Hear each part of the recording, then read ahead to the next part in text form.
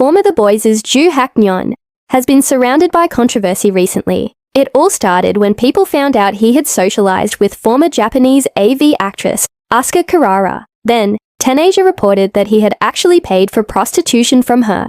Joo Haknyeon strongly denied this. He admitted he met her, but denied any illegal activity. Photos of the two together were also leaked. On June 22, 2025, Haknyeon posted on Instagram to clear things up and explain what really happened. "Hello, this is Joo Haknyeon.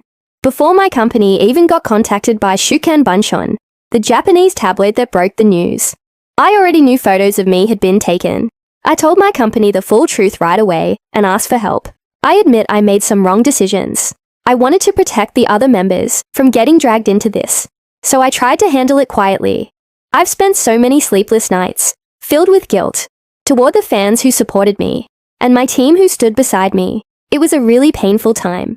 So I paused all my activities and began talking with the agency about what to do next. But then, something shocking happened.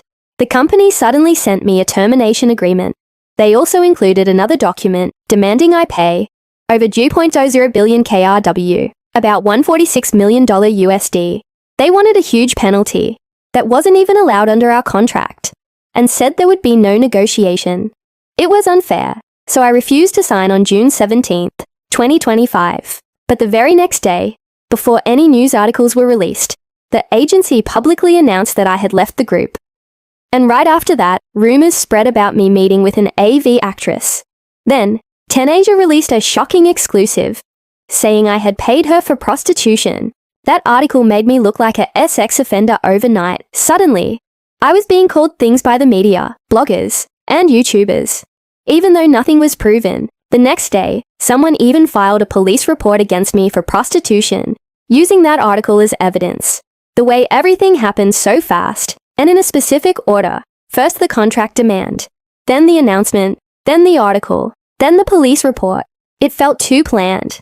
It started to seem like someone was trying to make up a reason to fire me, and make it look justified. I was terrified. If I stayed quiet, I would be labeled a sex offender for life. So I decided to speak up.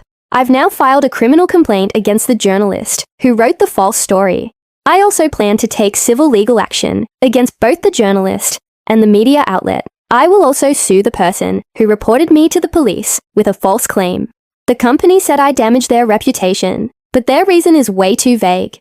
They said I broke a rule in our contract that bans acts that damage reputation, but the contract clearly explains that this includes only serious offenses like DUI, drugs, gambling, prostitution, assault, sexual assault, and fraud.